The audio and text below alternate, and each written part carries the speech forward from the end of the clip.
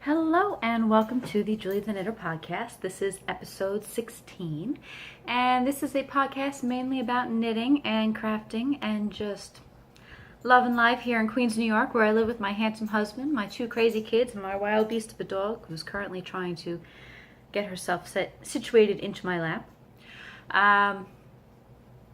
If you're new to the podcast, hi and welcome. I hope you enjoy your stay, and those of you who have returned, I'm glad you're here, and I go get a cup of tea and let's talk. All right, so it's been a few weeks. I feel like I say that in every episode. It's been a few weeks. Well, it's summer, and we have had so much going on around here, from bridal showers to birthday parties. I think the last time we spoke, we were getting ready for my daughter's surprise 10th sleepover extravaganza 10th birthday party, and it was a great party, and we went sailing the next day, which I had never sailed before, and neither had she, and we took a sailing lesson. It was one of her birthday presents from us, and it was pretty cool. We were down in Oyster Bay, and the water was really calm. There was actually no wind that day, so we didn't move very fast, but it was a great adventure, and we had bridal showers going on. We've just been all over the place the last few weeks. But there's been a little bit of crafting going on here, so how about we jump right on into what I've been working on. So, I showed you the socks that I was working on last time, out of Sweet Sparrow Knits yarn in her Peppermint Mocha colorway. And this is her MCN base. The exact name of the base is Gosling, which is an 80% superwash merino, 10% cashmere, 10% nylon blend. And guys, I know I say this every single time I work with Sweet Sparrow yarns. I always want to call her Sweet Sparrow Knits because that's her podcast. But every time I work with Julie's yarns, I just love them. They're really nice. They are really nice. She's got great colors, and they always are soft. I just dropped some yarn. Hold on. They're great. I love them. Like stranded on a desert island kind of yarn, you'd want an endless supply of her yarns. Just saying. But the last time we spoke, I was up to here on my sock. I had just finished the gussets and starting to do the gusset. I had just finished the heel flap and had started the gusset decreases. But now I have a whole sock, so I got a hoe, as they say. My ends are woven in, and it's this nice little micro stripe sock, and it's got brown stripes, and then the alternating colors is white with red and pink speckles. It's very pepperminty, hence the color name. But there's sock number 1. And sock number 2 has been cast on, and just got an end here that I'm going to stuff right up into that sock so it's out of my way. I have a good amount of leg done. Let's see, I've got a little bit more leg to go before I start the heel. So this way, for reference.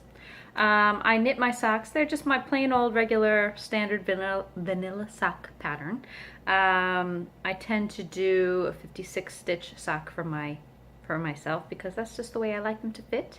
I knit them on size 1s, and today I am using my size 1 signature needle DPNs. For those of you across the pond, they are the 2.25 millimeter size. I did a twisted 1x1 rib on my cuff, which sometimes I do that, sometimes I do a 2x2 rib. It just depends how I'm feeling. And I do a heel flap and gusset because they fit my feet that way, and that's my sock recipe. There, you got it. So that's that. Socks. A sock and a half, almost.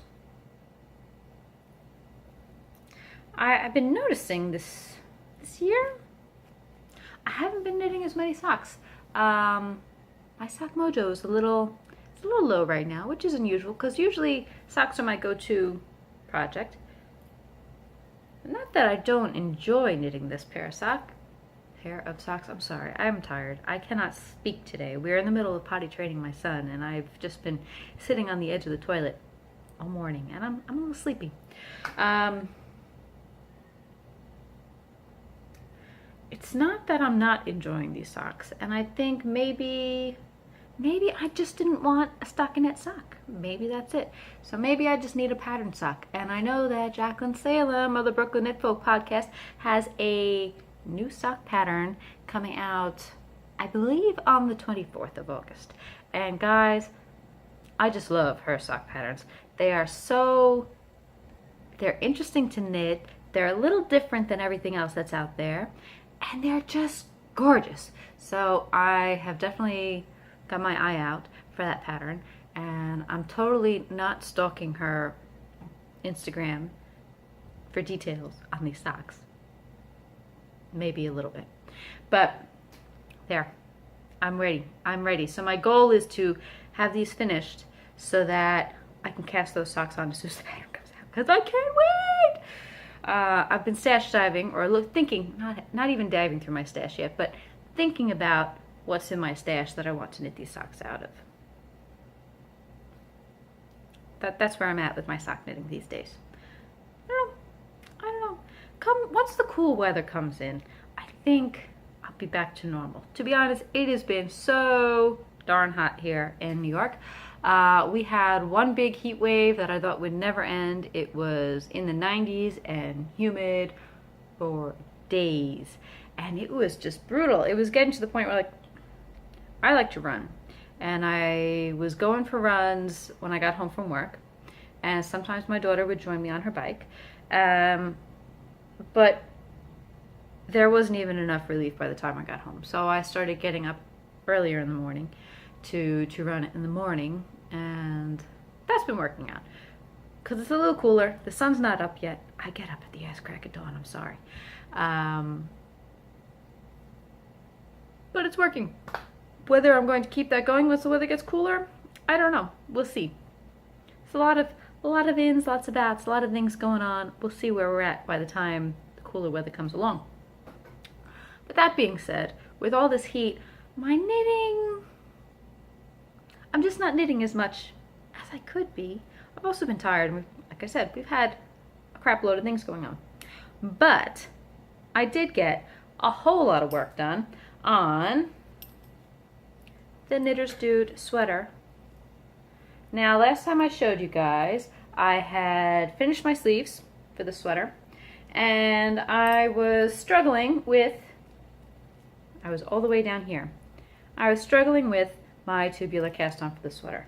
And guys, I must have cast this thing on 3 times because I just couldn't get my head around it for whatever reason. And then I thought I twisted it, so I undid it, and like, but 3rd time was a charm. And then I was working away, and this is a sweater by Andrea Rangel. Again, this is modeled after the dude's sweater from The Big Lebowski. If you haven't seen the movie, just pause what I'm doing and go watch it. But the sweater is knit in the round, and you steek the sweater in the end. So I have my steek stitches. That was something else I had to look up, like, I'm trying to find them, I'm sorry. How do you knit steek stitches? Do you knit them differently? And all this different stuff. So, right here down the middle, I will be cutting eventually. I have them marked off here. I finished the first of the color charts, and this is color chart 2.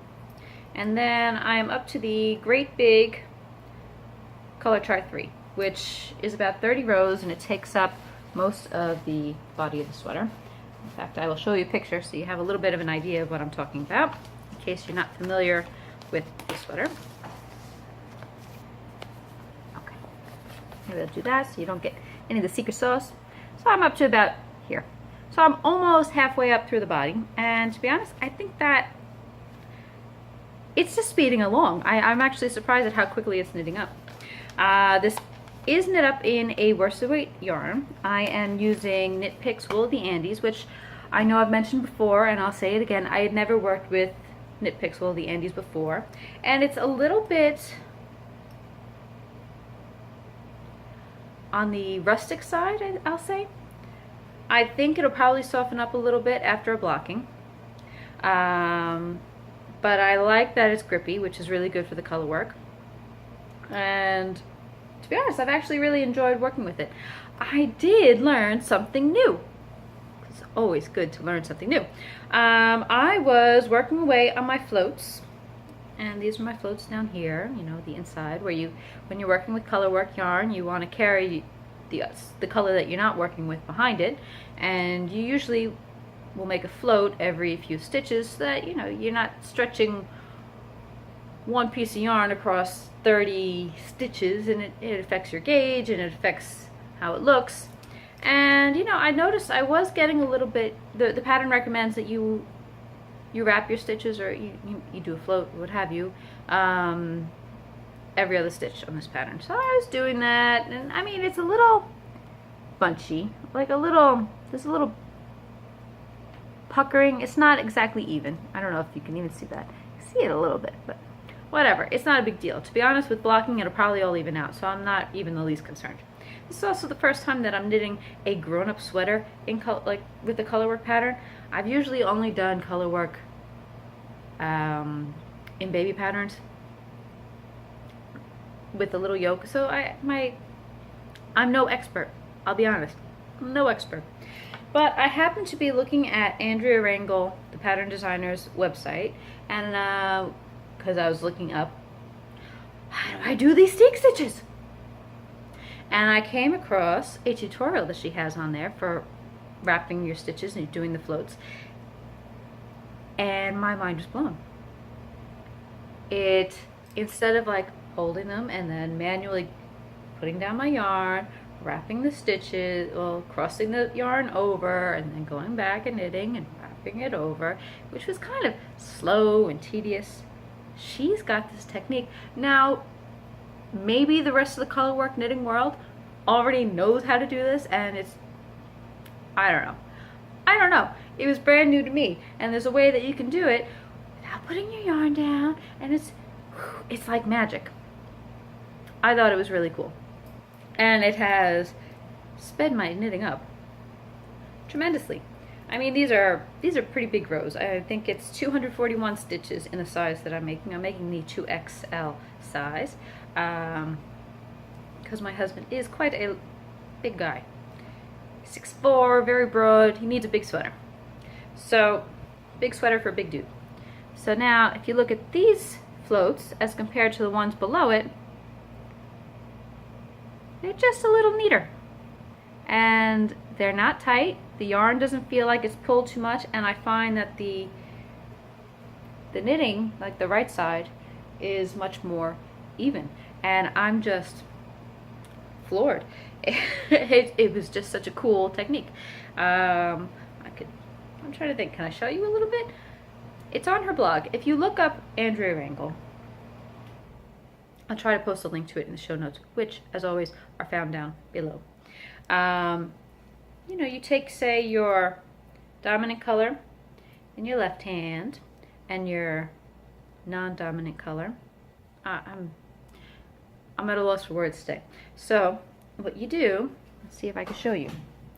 You would stick your right needle into the stitch that you're going to knit, and you wrap this color that you're not working with. I'm sorry, the background color, and then you wrap your dominant color that you're going to knit around your right needle, and then you just pull that background color off, and you pull your stitch through it. Amazing, I know. I don't remember, I'm not sure if that's the color I'm supposed to do there, so I'm just going to take it out. But it was so simple, and I know she has different ways, you know, for, I guess, if you're using your dominant color on one hand versus the other, or, I don't know. She had a whole bunch of different methods. Game changer. That's all I gotta say about it. But yeah, so I've really been enjoying working on that sweater. It has just been so nice. it has been like 90 plus degrees. So it's not always what I want to have sitting on my lap in the evenings with this weather. But I can't help it. I've really just been enjoying it. I have not cast on anything else. I have not knit up anything else. I haven't finished anything else. I haven't been sewing. I haven't been crocheting. Guys, it's hot. It's summer. That's where I'm at. I'm working on my sweater. I'm working on my socks. And that's all I got.